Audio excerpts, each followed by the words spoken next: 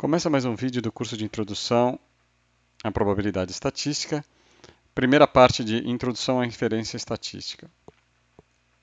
Inferência é a ação de generalizar para o todo os resultados de uma parte, ou estimar uma característica de uma população toda a partir dos resultados obtidos a partir de uma amostra.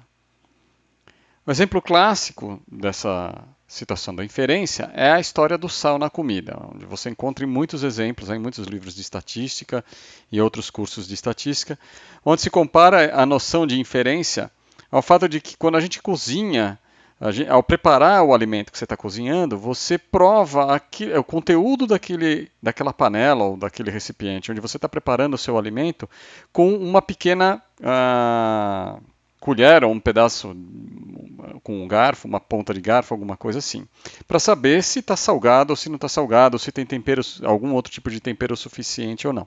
Então, o que você faz? Você pega apenas a parte necessária, uma colher, uma ponta de colher, uma ponta de garfo, para provar e saber se tem sal suficiente na comida toda ou não. Você não come tudo que está na panela para decidir se a comida estava salgada ou não. Ou seja, você não come toda a panela, né?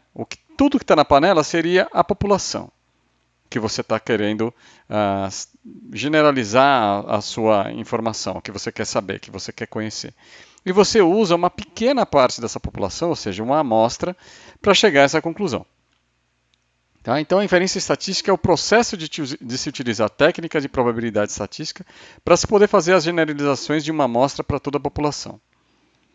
Então, o que a gente viu no curso até aqui são alguns métodos de descrição dos dados, que é a primeira parte do curso, onde a gente falava sobre análise exploratória, e a segunda parte, onde a gente falou essencialmente sobre probabilidade, a gente apresentou modelos teóricos de diferentes tipos de variáveis. Agora, o problema que a gente quer resolver é o seguinte: qual desses modelos teóricos a gente deve usar para descrever uma certa característica de uma população? Então, por exemplo, se a estatura dos brasileiros adultos for uma variável que se distribui segundo uma curva normal, qual curva é essa? Quer dizer, eu posso até dizer que é uma curva normal, mas eu não sei qual é a média e qual é o desvio padrão dessa curva. Então, eu posso até querer saber, eu posso até saber que é por algum motivo teórico, mas eu preciso definir qual é essa curva. Então, o que a gente faz? A gente tem que medir todo mundo ou a gente pode inferir a partir de uma amostra? Então, primeiro a gente vai conceituar o que é população e amostra. Então, a população é o conjunto de indivíduos ou objetos tendo pelo menos uma variável comum observável. E a amostra é qualquer subconjunto dessa população. A gente vai ver alguns exemplos que a gente vai usar, não só nesse vídeo, mas em vídeos subsequentes. Então, o exemplo 1 é a pesquisa sobre os salários de 500 funcionários da companhia Acme. Tá? Então, a gente seleciona uma amostra de 36 indivíduos. Então, a variável a ser observada é o salário. Então, você pode imaginar que a população são os 500 funcionários e os 36 indivíduos são a amostra.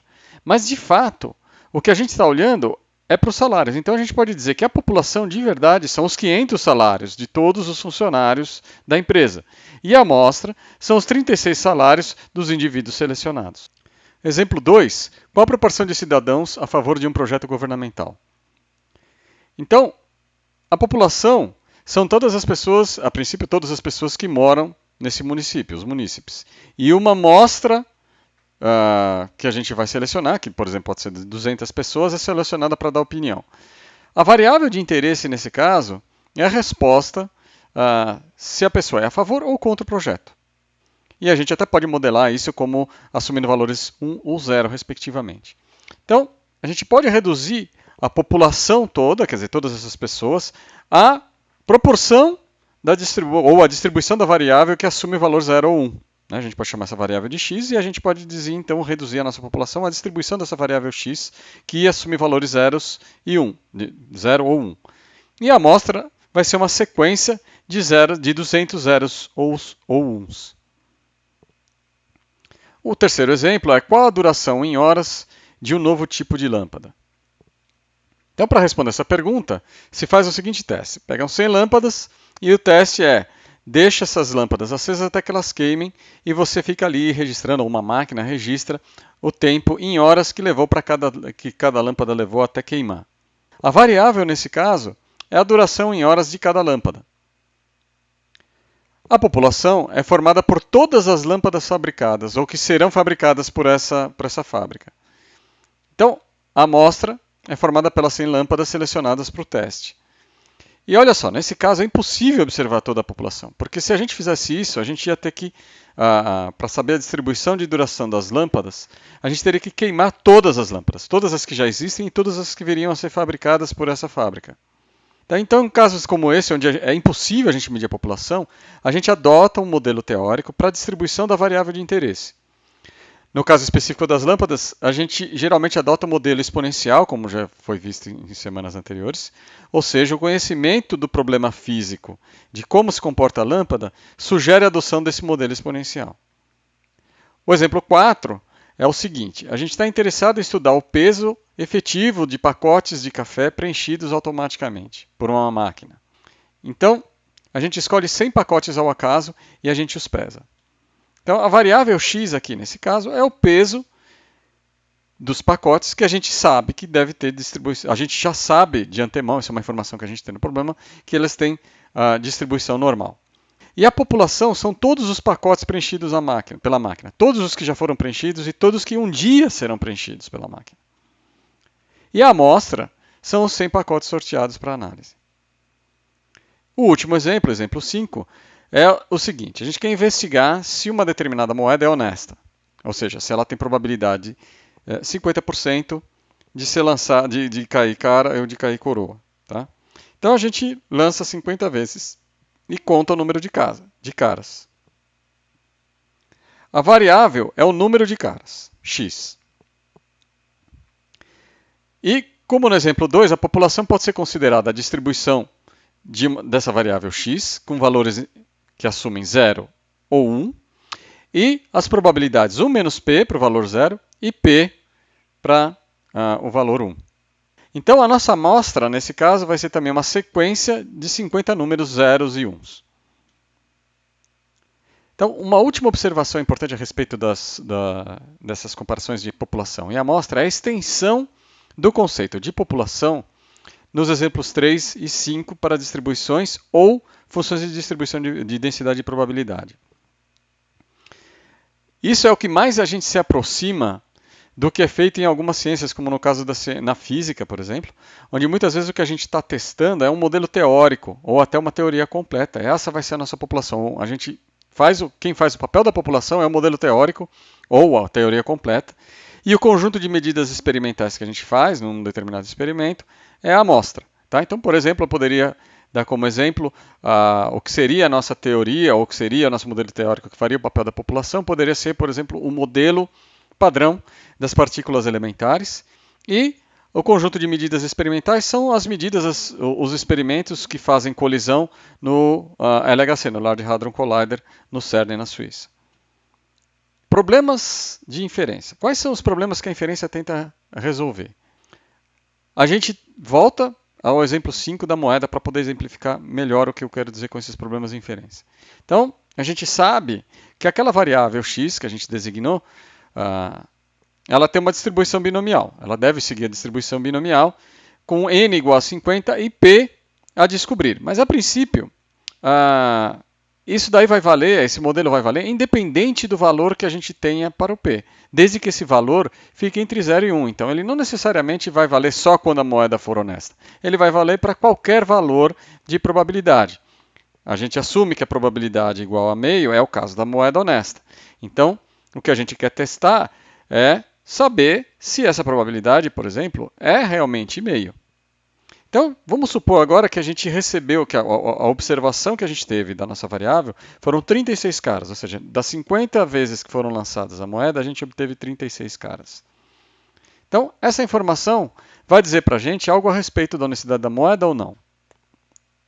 Claro que sim, né? A gente pode pegar essa informação e para responder, só que a gente precisa de algo mais. Para responder essa questão, a gente tem que partir de uma determinada hipótese. Então, a hipótese que a gente vai assumir a gente vai dizer que a moeda é honesta, ou seja, a probabilidade é igual a meio. E aí, com esse valor de P, a gente pode calcular qual é a probabilidade de se obter 36 ou mais caras. E aí, essa informação da probabilidade total de se obter 36 ou mais caras, considerando uma distribuição binomial, é que a gente vai usar essa probabilidade para tomar decisão de se a gente aceita ou rejeita a hipótese de que a moeda é honesta ou não. Ou seja, de que a probabilidade que ela deve ter, que o P aí no caso, é igual a meio. Agora vamos supor que, uma vez que você calcula essa probabilidade, a gente chega à conclusão que tem que rejeitar a hipótese de honestidade. Ou seja, é muito improvável, de acordo com esses valores, ou seja, com 36 caras em 50 lançamentos, é muito improvável que essa moeda seja honesta. Então, se ela não é honesta, se o P não é meio, qual é a melhor estimativa para o valor de P, dado o resultado que a gente observou? Então, quer dizer, como é que a gente sabe qual é o valor de P mais provável, ou aquele que é a melhor estimativa para a gente utilizar? Tá? Então, são dois exemplos, é um exemplo que demonstra ou descreve os dois problemas básicos da inferência estatística. O primeiro deles é o teste de hipótese, ou seja, você tem uma hipótese e aí você tem um conjunto de dados e você, a partir da análise desse conjunto de dados, da sua amostra, você tenta aceitar ou refutar essa hipótese. Tá? E o segundo é o da estimação, quer dizer, você tem lá uma determinada quantidade, você quer saber, por exemplo, qual é a necessidade de alguma coisa na sua população, você quer saber quantas pessoas precisam de cobertor no inverno, que sejam doadas pelo governo, por exemplo, porque as pessoas não têm condição de comprar, e aí você precisa saber de alguma maneira quantas pessoas na sua população vão precisar de cobertores para você tomar uma ação de uma política pública, por exemplo. Então você precisa estimar essa quantidade. Então, você vai usar uma amostra populacional para tentar estimar esse valor. Tá? Então, o outro problema que surge é a própria obtenção da amostra. Então, nem sempre é possível repetir o mesmo experimento muitas vezes e sob as mesmas condições. Mas, em determinadas condições, é possível a gente determinar, teoricamente, o comportamento de algumas medidas feitas na amostra, como, por exemplo, a média.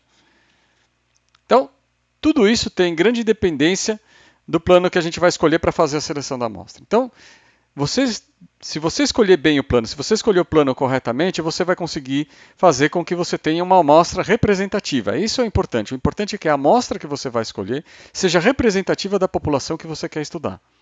Antes de qualquer decisão, é preciso responder as seguintes perguntas. Primeiro, como escolher a amostra? Ela tem que ser representativa. Segundo, que informação eu vou obter dessa amostra?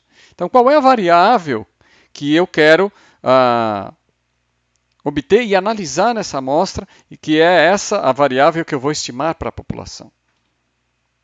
E como se comporta essa estatística, né, essa informação, essa estatística que eu vou obter da amostra, quando eu faço o mesmo procedimento de amostragem, usando esse procedimento numa população que eu já conheço esse comportamento desta estatística, ou dessa informação, dessa variável que eu estou querendo estudar. Ok? Então, era isso que eu queria falar nesse vídeo.